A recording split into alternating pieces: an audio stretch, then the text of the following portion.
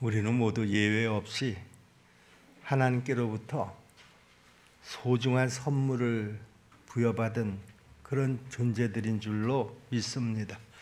하나님께서는 우리에게 시간을 선물로 주셨습니다.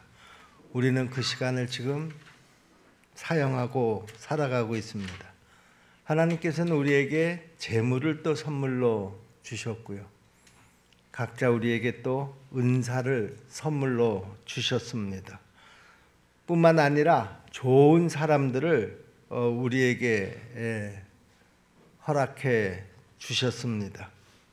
그런데요, 우리가 이렇게 하나님으로부터 많은 선물을 받아가지고서도요, 어떤 사람은 성공자가 되기도 하고요, 또 어떤 사람은 실패자가 되기도 합니다. 똑같은 하나님의 선물을 어떻게 관리하느냐에 따라서요, 하나님 앞에 칭찬을 받는 사람이 될 수 있느냐, 또 아니면 벌을 받는 사람이 될 수 있느냐가 달려있다고 생각을 합니다. 그래서 오늘 본문 45절을 표준 세번역 말씀으로 보면 거기에 이렇게 시작합니다. 신실한 종과 신실하지 않은 종, 가로로 닫혀 있죠. 그리고 이렇게 시작합니다. 누가 신실하고 슬기로운 종이겠느냐. 주인이 그에게 자기 집 하인을 맡기고 제때 양식을 내주라고 시켰으면 그는 어떻게 해야 하겠느냐. 자, 이 본문에서 누가 신실하고 슬기로운 종이겠느냐 하는 말씀입니다. 우리가 어떻게 살면 신실하고 슬기로운 종이라고 하나님께로부터 칭찬과 함께 좋은 상을 받을 수가 있겠는가? 오늘 이 시간에는 이 문제를 가지고 우리가 같이 좀 은혜를 나누려고 그럽니다. 자, 신실하고 슬기로운 종으로서 하나님으로부터 칭찬을 받고 상을 받으려고 하면 어떻게 해야 될까? 첫 번째는요, 하나님께서 나에게 맡겨주신 그 사람들 한 사람 한 사람을 귀하게 알고 그리고 섬길 줄 알아야 한다라고 하는 것이죠. 오늘 본문에 주인이 여행을 떠나면서 종들을 불러서 그 집 사람들을 맡기는 이야기가 나옵니다. 45절을 다시 한번 보시면은요, 충성되고 지혜 있는 종이 되어 주인에게 그 집 사람들을 맡아 때를 따라 양식을 나눠줄 자가 누구냐? 주인에게 그 집 사람들을 맡아 그럽니다. 여기에서 주인은 누구를 상징합니까? 하나님을 상징합니다. 종은 누구를 상징합니까? 우리 그리스도인들을 상징합니다. 그 집 사람들은 누구를 상징합니까? 하나님께서 우리 각자에게 맡겨주신 그 모든 사람들입니다. 보통 사람들이 아니에요. 이 사람들은 아주 고귀한 사람들입니다. 또 창고의 양식은 무엇을 의미합니까? 하나님께서 우리 한 사람 한 사람에게 주신 은사와 재능을 의미하는 줄로 믿습니다. 오늘 이 말씀은 비유의 말씀인데요, 이 비유의 말씀에서 강조하는 것은 뭘까? 하나님께서 맡겨주신 것을 가지고 하나님이 우리에게 부탁하신 사람들을 얼마나 지혜롭게, 얼마나 신실하게 그렇게 섬기고 돌보았느냐 하는 것입니다. 그런데 섬김이라고 하는 것은요, 내가 먼저 상대를 귀하게 여기는 마음을 먼저 가져야 우리는 그 상대를 신실하게 섬길 수가 있습니다. 상대를 하나님의 사람이라는 것을 깨달아야 우리가 함부로 하지 않고요, 마음을 다해서 섬길 수가 있다, 그런 말입니다. 그런데 어떤 종은 그 여행을 떠난 주인이 한참을 있어야 올 것이다, 이렇게 계산을 하고요, 그 동료들을 이제 막 때렸습니다. 48절 49절 말씀이죠. 만일 그 악한 종이 마음에 생각하기를 주인이 더디오리라 하여 동료들을 때리며 술 친구들과 더불어 먹고 마시게 되면, 그랬습니다. 아니 왜 동료 종들을 때렸습니까? 어제까지만 하더라도 그들은 동료였었는데요. 오늘서부터는 자기가 그들의 관리자가 되었다는 것이죠. 매니저라고 그러나요? 매니저가 되었으니까 이제 내 마음대로 너희를 주관할 권한이 나에게 주어졌다, 이렇게 생각을 한 것입니다. 그리고 그 권한을 과시하려고 공연히 그 다른 종들에게 주먹을 휘두른 것입니다. 그리고 자기 술친구들을 불러서 마음껏 먹고 마시고 또 자신의 직무를 다하지 않았습니다. 창고의 양식은 그 집의 사람들에게 공정하게 돌아가야 할 그런 양식입니다. 그런데 이 약한 종은 자신의 술친구들을 다 불러다가 먹고 마시고 본래의 목적하고는 다르게 자기 욕심을 따라서 모두 다 낭비한 것입니다. 이 악한 종은 자기 자신에게 주어진 그 권한을 남용했습니다. 사람들은 누구나 다 하나님 앞에 큰 은혜를 받기를 소망하죠. 그런데 우리가 하나님으로부터 크고 중요한 은혜를 많이 받는 것보다요, 더 중요한 것이 있다는 것입니다. 더 중요한 것이 뭡니까? 하나님으로부터 받은 그 은혜를 잘 관리하고 또 그 은혜를 주님의 뜻대로 선용하는 것, 그것이 바로 내가 하나님으로부터 받는 것보다 그 은혜를 관리하는 것이 훨씬 더 중요하다, 그런 말입니다. 우리가 은혜를 아무리 많이 받아도요, 그 은혜를 선용할 줄을 모르고 남용하는 사람은 차라리 적게 받거나 아니 아예 안 받은 것만도 못하다, 그런 말입니다. 하나님께서는 우리에게 정말 은혜를 풍성하게 주시고 싶어 하십니다. 그런데 그 은혜를 잘 관리할 만한 사람이 보이지를 않아서 지금도 여전히 당신의 은혜를 잘 관리하고 선용할 사람을 찾고 계신다고 오늘 본문에서도 말씀하고 있습니다. 45절 말씀을 다시 한번 봅니다. 충성되고 지혜 있는 종이 되어 주인에게 그 집사람들을 맡아 때를 따라 양식을 나눠줄 자가 누구냐 그랬습니다. 이제 올 한 해도 벌써 4월이 다 지나갔습니다. 오늘 4월의 마지막 날이죠. 여러분들은 하나님이 주신 그 많은 은혜와 은사를 그동안 어떻게 사용하셨나요? 받은 은사와 은혜를 따라서 하나님이 주신 것들을 가지고 정말 하나님의 사람들을 또 교회를 충성되이 섬기시면서 사셨느냐, 그런 말입니다. 예수님께서 말씀하시기를요, 너희가 대접을 받고자 하는 대로 남을 대접하라, 이렇게 말씀하셨습니다. 우리는 이것을 황금률이라고 그러죠. 이 말은 모든 사람들의 욕구는 다 거의 같다, 그런 말입니다. 기본 욕구가 다 같기 때문에 내가 대접받고 싶은 대로 남을 대접하면 된다, 그런 말이죠.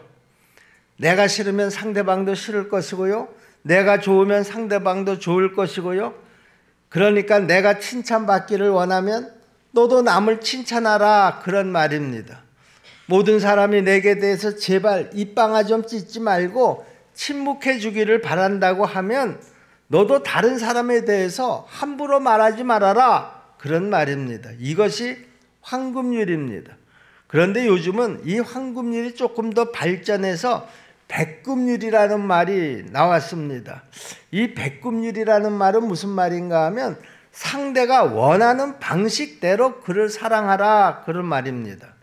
왜냐하면 기본적으로 사람의 욕구와 그 성향이 다 다르기 때문이라는 것이죠. 사물을 보고 이해하는 기준과 그 가치관이 다 각자 다르기 때문에요. 부득불 우리는 내 생각을 버리고 상대방이 원하는 대로 그를 대하라 하는 것이 이 백금률입니다. 여러분, 그렇습니다. 제가 교인들 집을 신방하게 되면은요, 어느 가정이든지 준비한 음식이 나오기 마련입니다.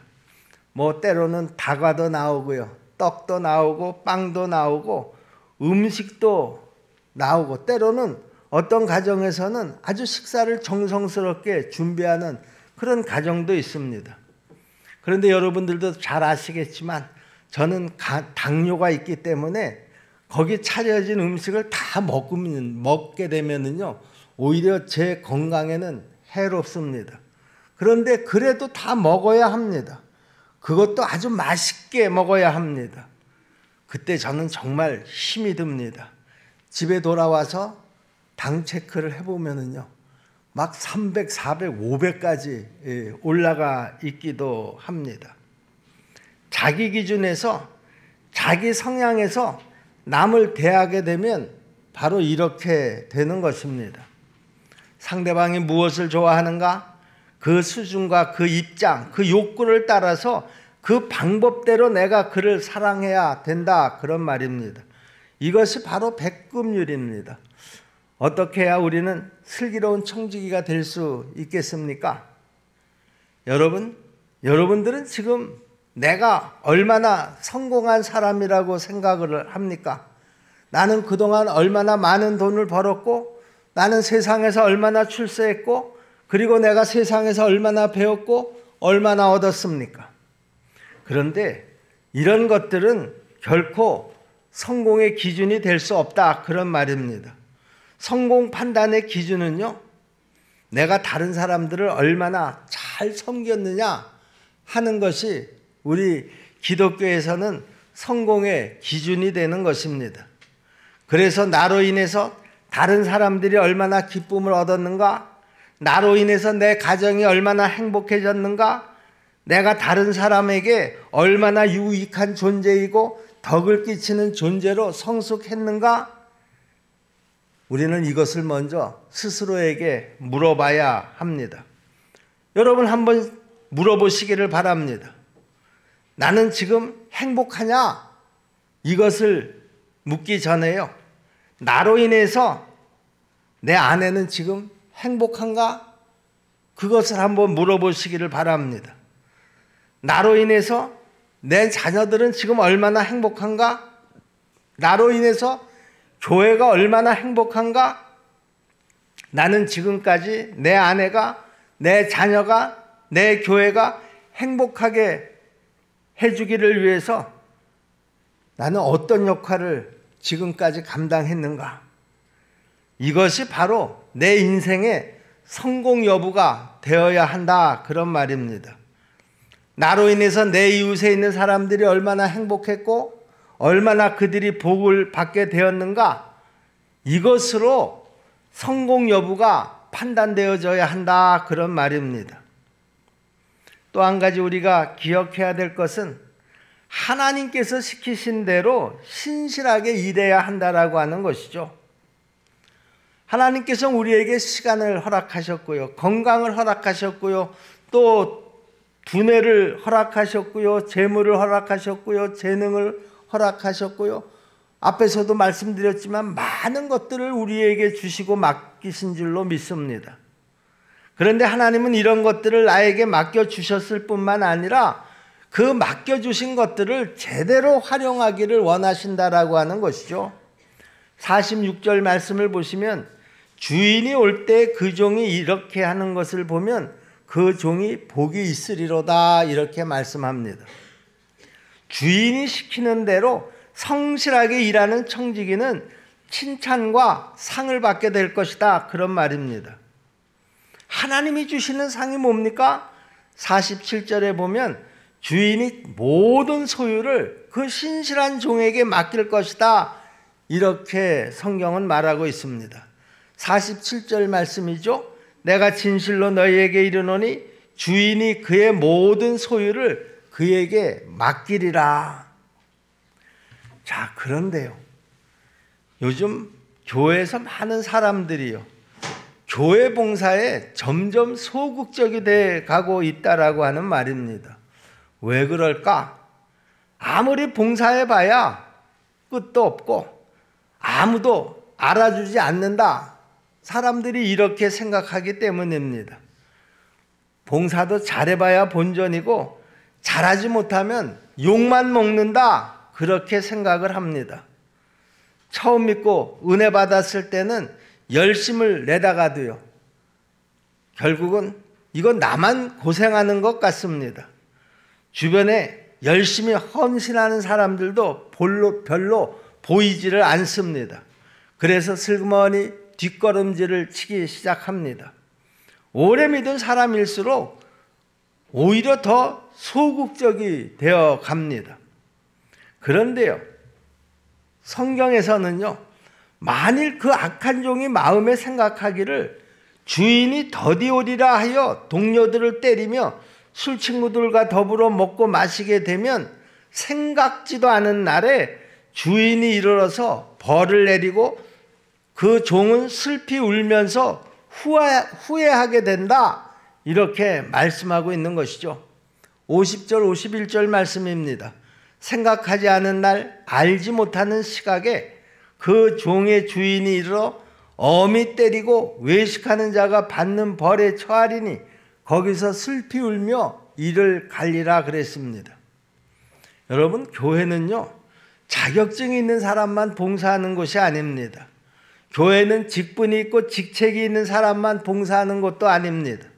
교회는 유능한 사람만 봉사하는 것이 아니고요, 또 유능하고 탁월하고 똑똑한 사람만 봉사하는 것이 아니다, 그런 말입니다. 모두가 봉사하는 것입니다. 내가 좀 잘하지 못해도 열심히 하면 칭찬을 받습니다.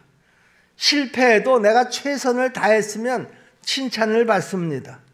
나름대로 은사에 맞게 주님을 사랑하는 마음으로 내 할 일을 찾으면 교회는 얼마든지 내가 할 일이 널려 있는 줄로 믿습니다. 그날에 주님께서 우리에게 물으실 것입니다. 너는 내가 맡긴 재물을 가지고, 내가 맡긴 시간을 가지고, 내가 맡긴 지혜를 가지고, 내가 너에게 준 기회를 가지고 너는 그동안 어떻게 활용했느냐? 반드시 우리가 하나님 앞에 서게 될 때 하나님께서는 우리에게 이 질문을 하실 것이다, 그런 말입니다. 저 아무것도 한 게 없는데요, 저는 별로 한 일이 없습니다.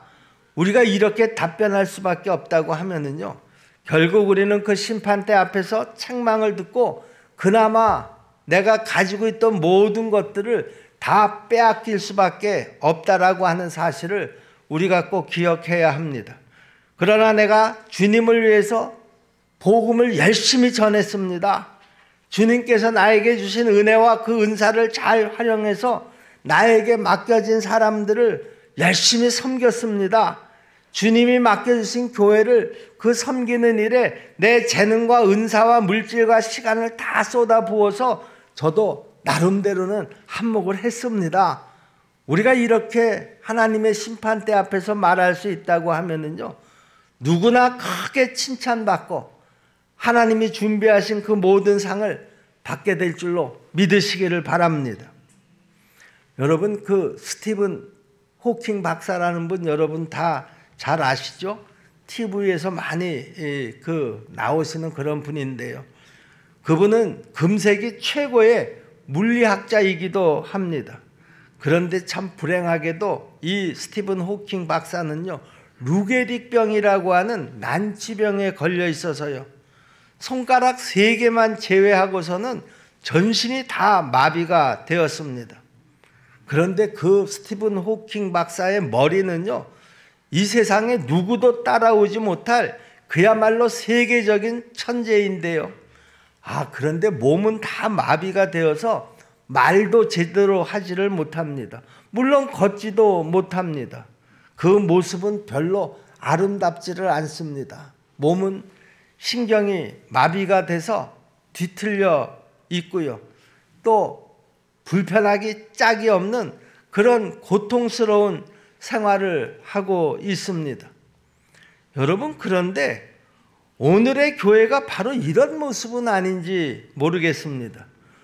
우리가 성경은 교회를 그리스도의 몸이라고 그럽니다. 그리고 그리스도는 또 교회의 머리다, 이렇게 말씀하고 있지 않습니까? 머리이신 그리스도는 이 우주에서 가장 탁월하고 완벽하신데 몸인 교회가 그 머리의 명령을 듣지 않고 있다. 이렇게 한번 여러분 상상해 보시기를 바랍니다. 몸의 지체인 성도들이 그리스도와의 관계가 단절된 채로 몸된 교회에 붙어서 일사불란하게 움직이기보다는요, 저마다 다 제멋대로 행동을 하고 있다. 그렇게 한번 상상을 해 보시기를 바랍니다. 여러분, 이것처럼 볼상사나운 모습이 세상에 또 어디 있겠느냐, 그런 말입니다. 영광스러운 그리스도의 몸인 교회가 빛을 발하지 못하고 있는 이유가 무엇이겠습니까, 여러분? 몸을 이루는 지체 때문이 아니냐, 그런 말입니다. 오늘 현대교회 안에서 한 가지 이상 봉사하는 사람이요, 조사를 해보니까 실제로 30%도 되지 않는다라고 하는 통계가 있습니다. 10명이면 3명밖에 교회 봉사를 하지 않는다는 거예요. 그러면 나머지 70%는 뭐냐? 관중입니다. 구경꾼에 불과하다, 그런 말입니다. 편안하게 주일날 교회 와서 설교를 듣고 은혜만 받고 돌아가는 것뿐이지요, 그 교회를 위해서 사역에는 전혀 헌신을 하지 않고 있다, 그런 말입니다. 그 70%가 단순히 구원을 받지 못한 그냥 등록교인이다, 그러면 이해가 되기도 합니다. 그런데 모두가 다 예수를 구주로 믿고 구원을 받아서 그리스도의 몸에 참여한 교회 정회원들이라고 하면은요, 당연히 몸의 지체가 되어서 내가 할 역할을 찾아야 되지 않겠느냐, 그런 말이죠. 그리고 자신의 은사에 맞는 사역에 헌신을 해야 되지 않겠느냐, 그런 말입니다. 여러분, 제가 여러분들에게 묻겠습니다. 여러분 다 구원 받으셨나요? 그렇다고 하면은요, 아무것도 안 하는 그런 쓸모없는 지체로 교회 안에 머물지 마시고요, 예수님께서 원하시는 일을 찾아서 무엇이든지 한 가지 이상 헌신하시는 여러분들이 다 될 수 있기를 주님의 이름으로 부탁을 드리겠습니다. 우리 교회는 아직도 일꾼이 많이 필요합니다.